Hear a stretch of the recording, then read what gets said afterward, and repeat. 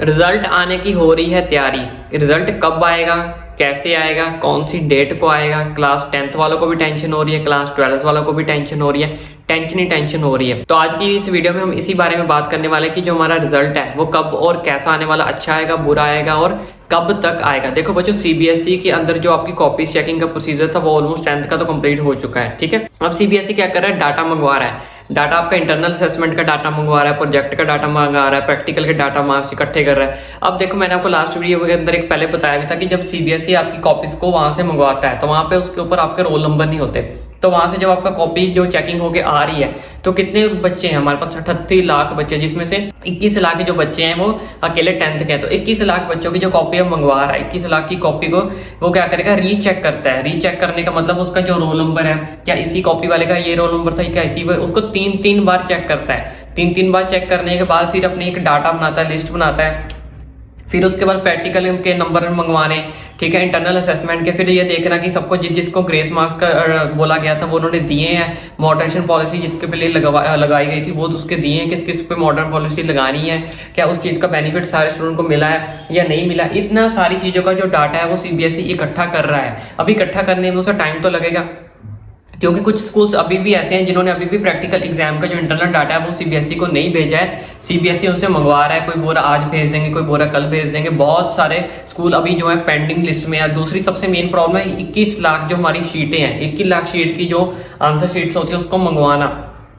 21 lakh student है, 21 लाख के student के सब्जेक्ट देखो कितने हो गए। हर बच्चे के पास 5 सब्जेक्ट तो है ही, तो 21 लाख को 5 से मल्टीप्लाई कर लो, कितनी लाख शीट जो है वो सीबीएसई के पास इकट्ठी होने वाली। उन सीबीएसई को तीन बार सीबीएसई क्या करता है, री चेक करता है, उनके रोल नंबर को चेक करता है कि ये जो रोल नंबर है इसी शीट वाले का है, इसी बच्चे का है। क्योंकि कल को सीबीएसई ये नहीं चाहता किसी भी प्रॉब्लम को दिक्कत हो जाए कि मान लो रोल नंबर इसका हो, उसकी शीट किसी और को चिपका दे, इसकी शीट किसी और को चिपका दे। तो इस तरह का जो प्रॉब्लम्स है वो सीबीएसई कभी भी नहीं चाहता क्रिएट हो, क्योंकि सीबीएसई नहीं चाहता कि एक भी बच्चे का जो डाटा है उनसे कंप्लेंट मिले कि इस बच्चे का जो डाटा है वो सीबीएसई ने गलत भेज दिया या इस बच्चे का डाटा जो वो गलत भेज दिया।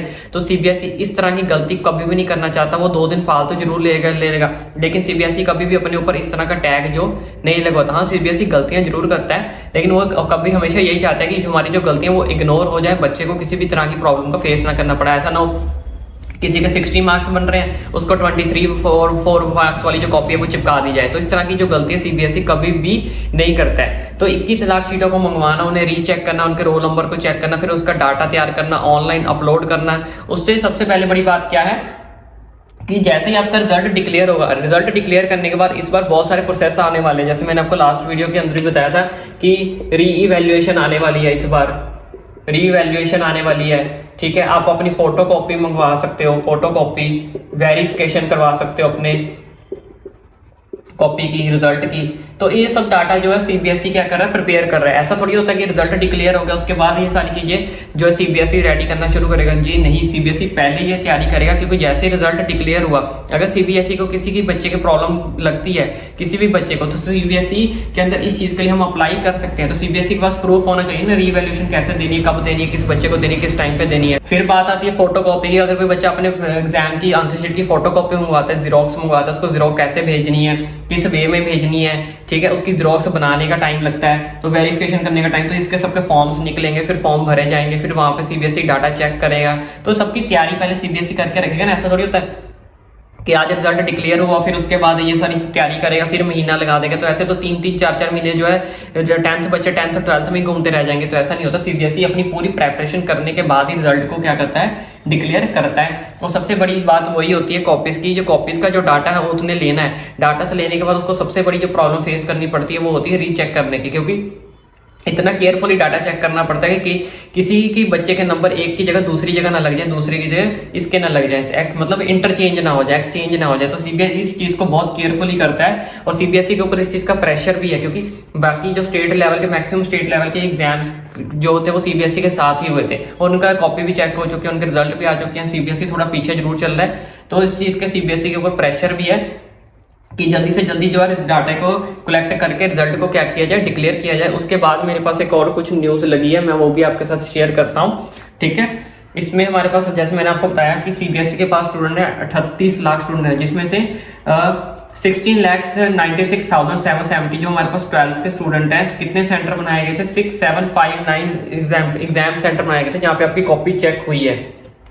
ठीक है, 67 आपको स्क्रीनशॉट के ऊपर देख सकते हो कितने सेंटर है, 6759 एग्जाम सेंटर जो है वो बनाए गए थे कॉपी चेक करने के लिए 6000 पूरे इंडिया के अंदर।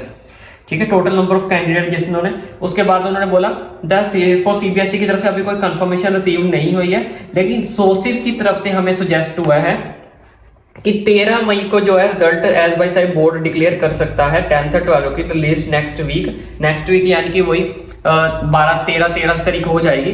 CBSE board result will be soon as per the central board the evaluation completed. जैसे ही 12th की इवैल्यूएशन कंप्लीट हो जाएगी, देखिए जैसे मैंने आपको बताया कि 12th की इवैल्यूएशन अभी कंप्लीट नहीं हुई है, 10th की इवैल्यूएशन कंप्लीट हुई है। 10th वालों को भी यही दिक्कत हो रही है, 10th की सिर्फ इवैल्यूएशन कंप्लीट हो रही है, लेकिन 10th वालों को भी यही बोर्ड को दिक्कत आ रही है कि कॉपी मंगवाने के बाद रीचेक करने में बहुत ज़्यादा टाइम जो है वो लग रहा है।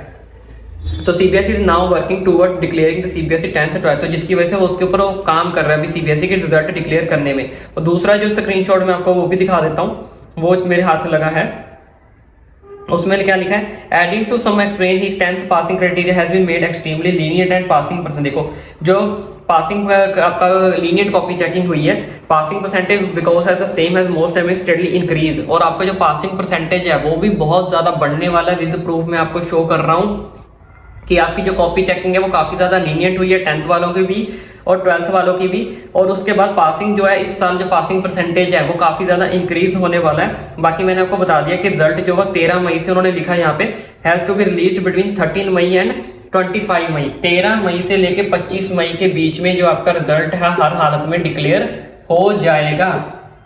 और रही 5 मई वाली, 5th मई और 7th मई, ये दोनों डेटों के अंदर रिजल्ट नहीं आ सकता। 5th के अंदर तो वैसे ही नहीं आ सकता, 5th तो भी निकल ही चुकी है ऑलमोस्ट।